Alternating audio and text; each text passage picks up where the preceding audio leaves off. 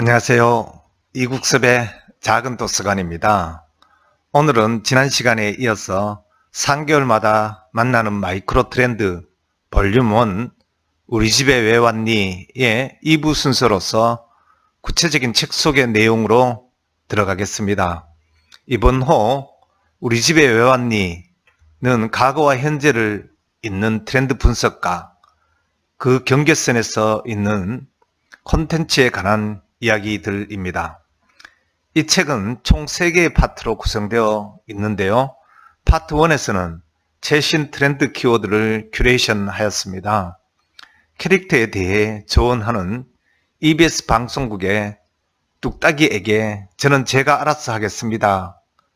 잔소리하지 말아주세요 라고 당당하게 말하는 새로운 인기 셀럽인 펭수라는 캐릭터와 또 JTBC 방송국에서 손스키 사장의 아들이라고 자칭하면서 아나테인먼트로 유명한 장승규라는 프리랜서 아나운서가 구축한 선능규가 말하고 있는 선을 넘는다는 것이 어떤 의미인지 또 보여주고 있고, 또 90년대와 2000년대를 간통한 모니터 가수를 불러오는 슈가맨이라는 프로그램에 대한 이야기들이 있습니다.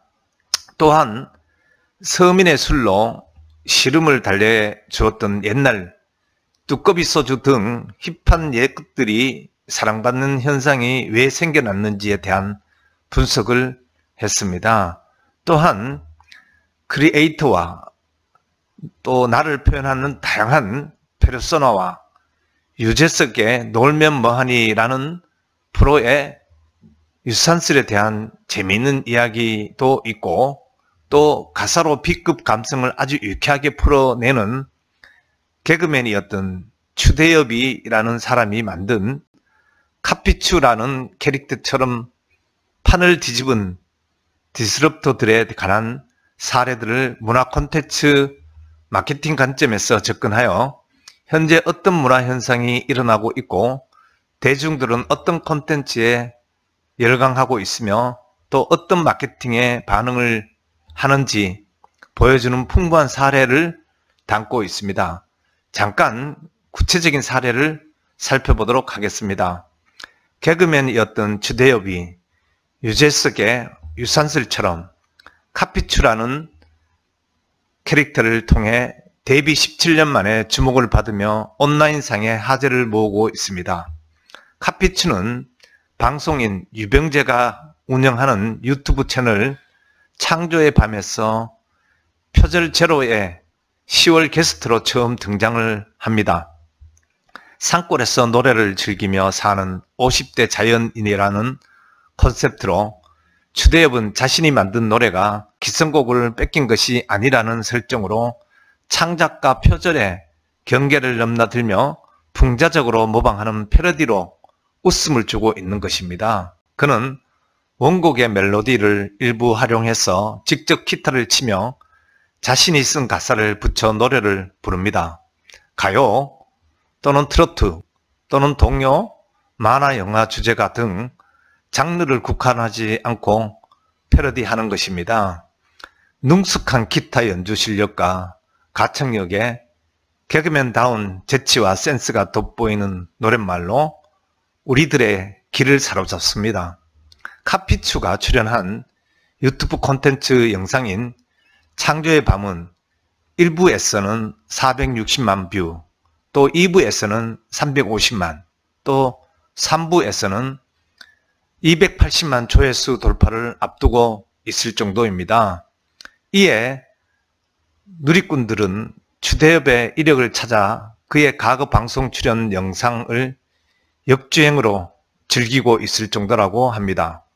추대엽이라는 개그맨은 2002년 MBC 13기 공채 개그맨으로 데뷔해서 코미디 하우스, 또 코미디쇼 웃으면 보기 와요, 또는 개그야, 코미디 빅리그 등에 출연했지만 큰 인기는 끌지는 못했던 그런 개그맨이었습니다.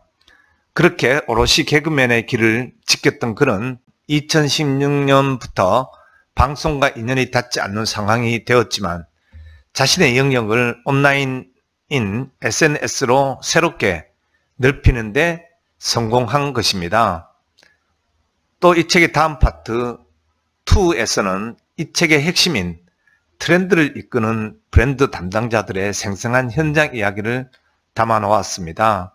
앞서 언급한 곰표 패딩이 세상에 나오게 된 비하인드 스토리와 또 슈가맨이 없어질 뻔한 사연, 또 공투버라는 새로운 장르를 만든 충주시 공무원의 SNS 순환기 등 어디에서도 들을 수 없었던 강연과 인터뷰를 담아 재미뿐만 아니라 브랜딩 마케팅 사례를 좀 더 구체적으로 이해할 수 있도록 도와줍니다. 역시 곰표 패딩에 관한 구체적인 예시를 살펴보도록 하겠습니다.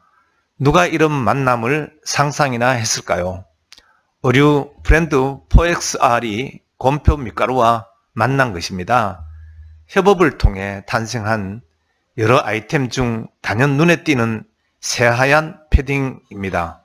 밀가루를 떠오르게 하는 화이트 컬러를 바탕으로 밀가루를 생산한 브랜드로 이름을 떨쳤던 곰표의 시그니처 그래픽이 떡하니 커다랗게 로고가 들어갈 자리에 자리를 잡은 방한용 패딩입니다. 특별한 디자인은 두말할 것도 없고 넉넉하게 채운 충전재 덕분에 뛰어난 보온성을 자랑하는 겨울용 의류입니다. 언제 어디에서나 볼 수 있는 그런 흔한 아이템이 아닌 것으로 인기를 끈 그런 아이템입니다. 의류 브랜드 4XR과 곰표 밀가루의 콜라보레이션으로 탄생한 겨울용 보온 패딩으로서 위트를 넘치고 따뜻한 겨울을 보내는 소비자들이 나타난 것입니다. 이 책의 마지막 파트 3에서는 앞서 파트 1에서 나온 대표 키워드의 데이터를 분석하여 손쉽게 트렌드를 이해할 수 있도록 도움을 주고 있습니다. 구체적으로 살펴보면 EBS 연습생이었던 펭수에 관한 그래프가 있습니다. 간단히 말로 표현하면 구독자 수의 변이 추이를 그래프로 보여주는 것입니다. 펭수를 구독하는 구독자 수는 2019년 6월 27일을 기준으로 하면 1만 명이었던 것이 정확하게 6개월이 경과한 시점인 2019년 12월 25일에 구독자 수는 150만 명입니다.